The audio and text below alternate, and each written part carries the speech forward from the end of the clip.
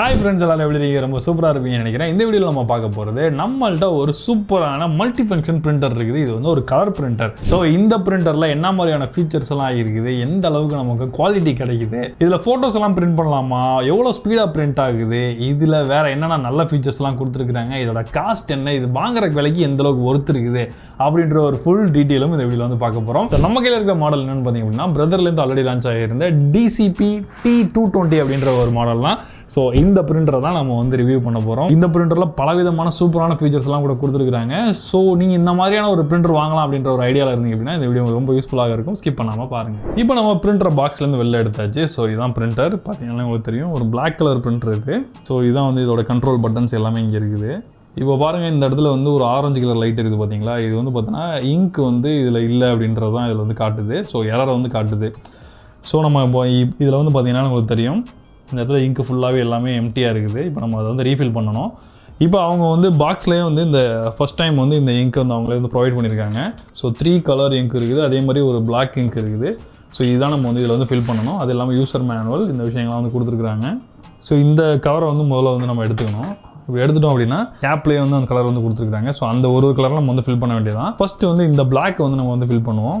So அதை எடுத்துகிட்டு இதிலே வந்து மூடி வந்து இங்கே மாட்டுறதுக்கு இடம் வந்து கொடுத்துருக்காங்க. ஸோ அதில் சும்மா அதை இப்படியும் மாற்றி வச்சுக்கலாம். ஸோ இதிலே வந்து மாட்டிட்டோம். ஸோ இப்போ வந்து பிளாக் இங்க் வந்து ரீஃபில் பண்ண போகிறோம். இதில் பார்த்தீங்கன்னா தெரியும் இந்த பாட்டில் வந்து சீல் வந்து கொடுத்துருக்காங்க. ஸோ அந்த சீல் வந்து ரிமூவ் பண்ணுற மாதிரி இருக்கும். ரிமூவ் பண்ணிட்டு திரும்ப இந்த மூடியை வந்து மூடிருக்கும். இதில் பாருங்கள் இந்த 2 ஹோல் மாதிரி இருக்குது பார்த்தீங்களா. அது வழியாக தான் இங்க் வந்து உள்ளே வந்து போரிங் ஆகும். இது அப்படியே எடுத்து இந்த உள்ளே வந்து வைக்க வேண்டியதான். ஸோ இதில் பார்த்தீங்கன்னா தெரியும் இங்க் வந்து எந்த லெவலில் வந்து ஃபில் ஆகிட்டு இருக்குது அப்படின்றது உங்களுக்கு பார்த்தீங்கன்னாலும் தெரியும். நம்ம எடுக்கும் போது இப்படி தான் எடுக்கணும். மேலாக்கில் பழைய முறையை தான் மூடியை மட்டும் ஓப்பன் பண்ணிவிட்டு ஒயில வச்சுட்டு நம்ம கையை எடுத்துடலாம்.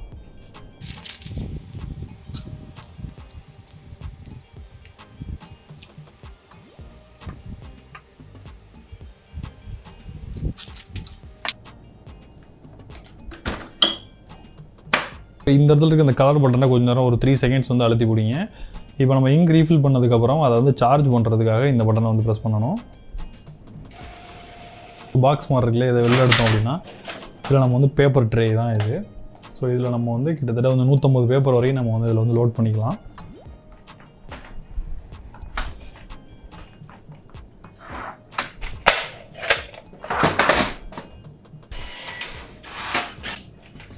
ஒரு குவாலிட்டி டெஸ்ட் வந்து ஒன்று வந்திருக்கு.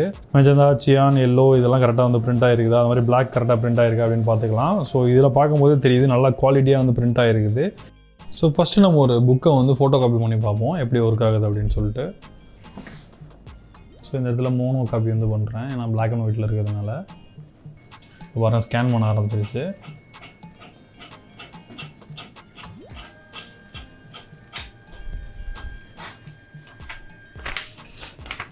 சிம்பிளாக அந்த பேஜ் வந்து அழகாக பிரிண்ட் ஆகி வெளில வந்துருச்சு பாருங்கள்.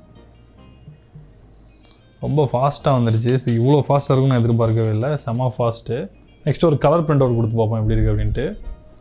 ஸோ இந்த பேஜ் அப்படியே வைக்கிறேன். ஸோ கலர் பிரிண்ட் அவுட் கொடுக்கும்போது இந்த கலர் அப்படின்றத வந்து ப்ரெஸ் பண்ணணும்.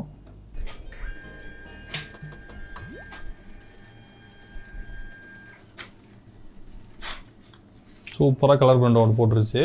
ஸோ இது நார்மலான ஒரு A4 ஷீட்டு தான் இது. ஸோ பார்த்தீங்கன்னா உங்களுக்கு தெரியும் இதிலேயே வந்து இவ்வளோ அழகாக வந்து இது வந்து ஒரு கலர் பிரிண்ட் வந்து எடுத்துருச்சு. ஸோ இதோட பிரிண்ட் குவாலிட்டி பாருங்கள் எப்படி இருக்குன்ட்டு. ஸோ ஒரிஜினலுக்கு இதுக்கு உங்களுக்கு வித்தியாசத்தை காட்டுறேன். இப்போது லேப்டாப்லேருந்து ஒரு பிரிண்ட் கொடுத்து பார்ப்போம் எப்படி வருது அப்படின்ட்டு.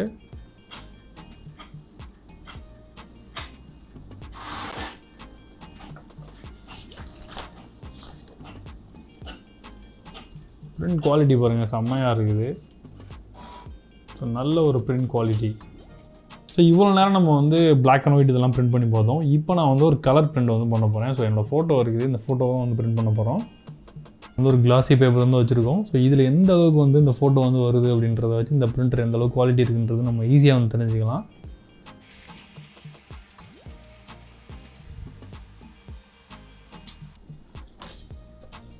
வாவ், சூப்பரான ஒரு பிரிண்ட்டுங்க. இந்த அளவுக்கு இருக்குன்னு எதிர்பார்க்கவே இல்லைனா.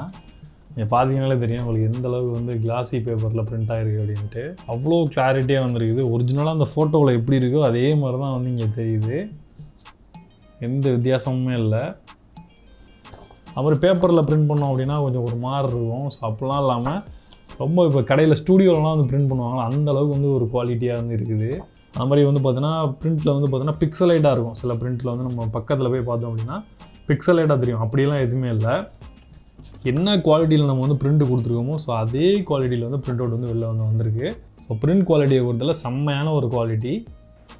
இப்போ இந்த பிரிண்டரில் ஐடி கார்டு எப்படி பிரிண்ட் பண்ணுறதுன்னு பார்க்க போகிறோம். ஸோ அதுக்காக நான் வந்து ஒரு விசிட்டிங் கார்டு வந்து எடுத்துருக்கேன். ஸோ அதில் வந்து பார்த்தீங்கன்னா 2 சைடு வந்து பிரிண்ட் பண்ண போகிறோம். ஐடி அப்படின்ற அந்த போட்டுறதுக்கு நேராக அந்த ஆரோவுக்கு நேராக இதே பொசிஷனில் நீங்கள் வந்து ஐடி கார்டை வந்து வைக்கணும். ஸோ வச்சுட்டு நீங்கள் அந்த காப்பி ஷார்ட்கட் அப்படின்றத வந்து கிளிக் பண்ணிட்டீங்க அப்படின்னா கொஞ்சம் நேரம் அதை வந்து ஸ்கேன் ஆகிட்டு அந்த லைட் வந்து பார்த்தீங்கன்னா பிளிங்க் ஆகி எரிஞ்சிட்டே இருக்கும். ஸோ அது வந்து ஸ்டேபிள் ஆகிற வரைக்கும் வெயிட் பண்ணுங்கள்.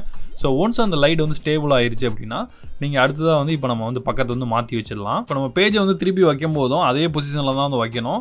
ஸோ வச்சுட்டு திரும்ப லாக் பண்ணிவிட்டு அதே காப்பி ஷார்ட்கட் அப்படின்றத வந்து ப்ரெஸ் பண்ணிடுங்க. ஸோ இந்த தடவை வந்து பிளிங்க் ஆகி லைட் வந்து எரிய ஆரம்பிச்சிடும்.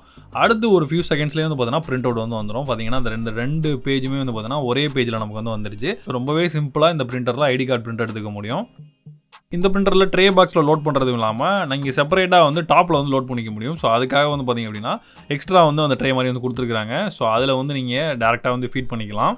மிச்ச பிரிண்டர் மாதிரி இல்லாமல் இங்கே யூஎஸ்பி கேபிள் வந்து பார்த்தீங்கன்னா உள்ளே வந்து கொடுத்துருக்காங்க. ஸோ இதனால் நம்ம செவரு ஓரமாக இல்லை எங்கேயாவது வைக்கும்போது டேமேஜ் ஆகாமல் தடுக்க முடியும். அதே மாதிரி இதோட பவர் கார்டு பிளேஸ்மெண்ட்டுமே எந்த டிஸ்டர்பன்ஸும் இல்லாமல் கரெக்டாக கொடுத்துருக்காங்க. ஓவரால் இந்த பிரிண்டரோட விலை வந்து 13,500 ரூபாய்க்கு வந்து ஆன்லைனில் வந்து சேல் பண்ணுறாங்க. உங்களுக்கு வேணும் அப்படின்னா நான் டிஸ்கிரிப்ஷனில் லிங்க் தரேன், பர்ச்சேஸ் பண்ணிக்கலாம். இந்த இங்க் வந்து பார்த்தீங்கன்னா நம்ம எந்தெந்த இங்க் குறையுதோ அதை மட்டும் நம்ம வந்து வாங்கி ரீஃபில் பண்ணிக்கலாம்.